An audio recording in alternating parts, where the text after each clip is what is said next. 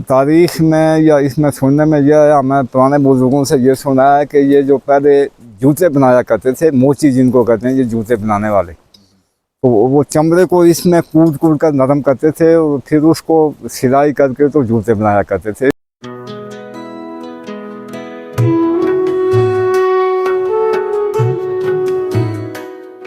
अस्सलाम वालेकुम नाजरीन, कैसे हैं आप लोग। उम्मीद करता हूँ खैर आफियत के साथ होंगे। मैं हूँ यासर कयानी और आप देख रहे हैं यासर कयानी व्लॉग्स।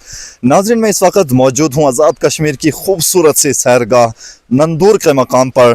प्यारा सा एक व्यू हमारी बैक साइड पर आप देख रहे होंगे। मेरे साथ मेरे मामू मौजूद हैं, महबूब कयानी साहब, रिटायर्ड हवालदार आर्मी से हैं। ये बहुत ही हमारे कॉमेडी शख्सियत के मालिक हैं। ये आज हम जिस मकाम पर मौजूद हैं, यहाँ से लेकर हमारा टूर जो है वो कोर्ट के मकाम तक। साबका कोर्ट जो है वो इंडिया का हुआ करता था। उससे पहले जिस ज़ियारत के ऊपर हम खड़े हैं इस वक्त, जिस मकाम पर हम मौजूद हैं, इसके बारे में हम जानने की कोशिश करेंगे इनसे कि ये मकाम जो है किस वजह से मशहूर हुआ और यहाँ पर क्या वाक़यात हुए। अस्सलाम वालेकुम जी। वालेकुम सलाम जी। ये जो नंदूर ज़ियारत है जी, इसके बारे में मुख्तलिफ अहवाल लोगों ने बयान किए हैं, लेकिन इसकी जो मशहूर अकायद हैं वो ये हैं कि कुछ लोग कहते हैं कि जब डोगरा दौर था तो उस वक्त यहाँ पे कोई बहुत अल्लाह के वली बुज़ुर्ग ठहरे थे यहाँ पे, तो इस वजह से ये मशहूर ज़ियारत है।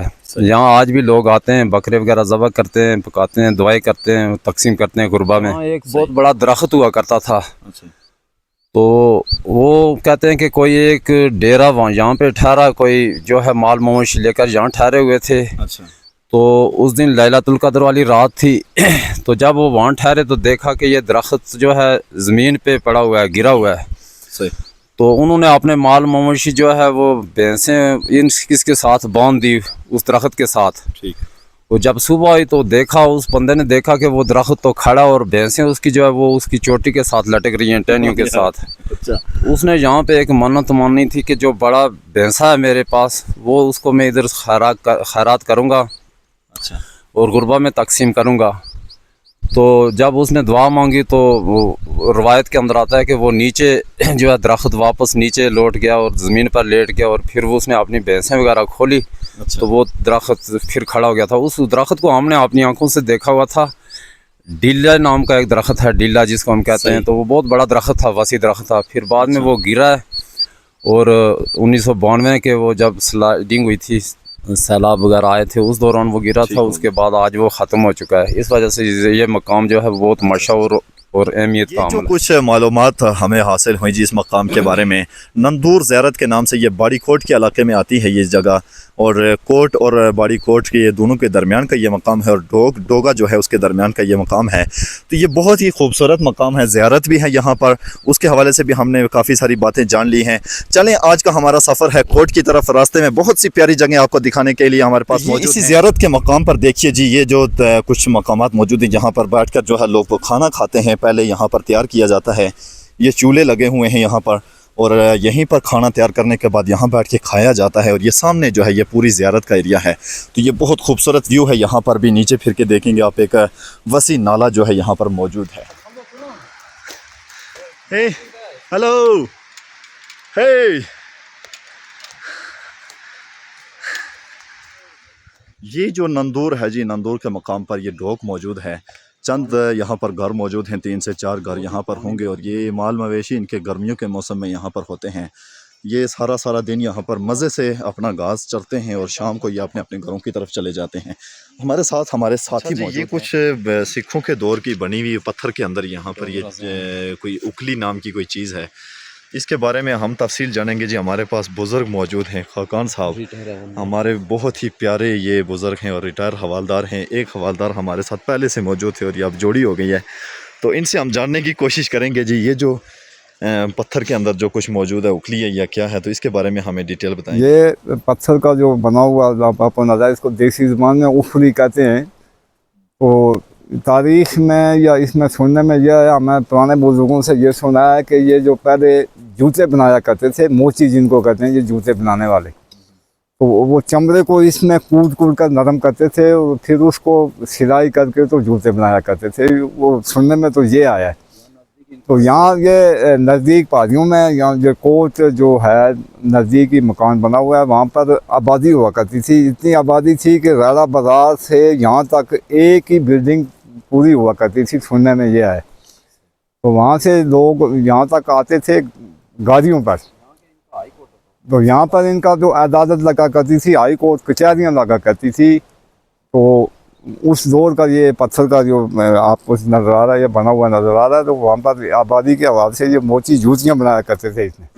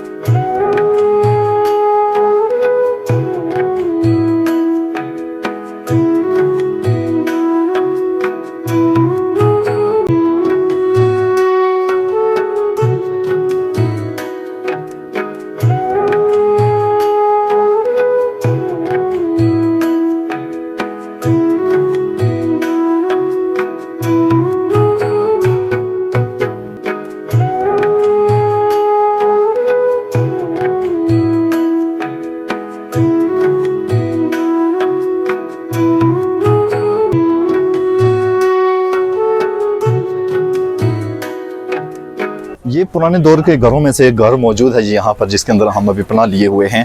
ये देखिए यहाँ पे चूल्हा जो है वो बाहर बना हुआ है और बहुत ही खूबसूरत अंदाज में देखिए जी, ये चूल्हा यहाँ पे बनाया गया बाहर और यहाँ पे आग जलाई जाती है और यहीं पर खाना पीना किया जाता है। और ये जो इसकी बुखारी है, यहाँ पर धुआं निकलने का जो पाइप है, ये बना दिया गया और यहीं से आप उठेंगे तो आपको बाहर ऐसा व्यू देखने को मिलेगा।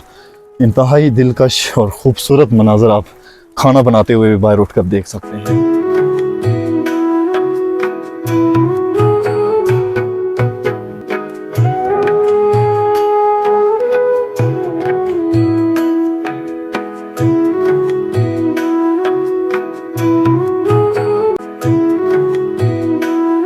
तो दोस्तों मेरे पास एक जड़ी मौजूद है।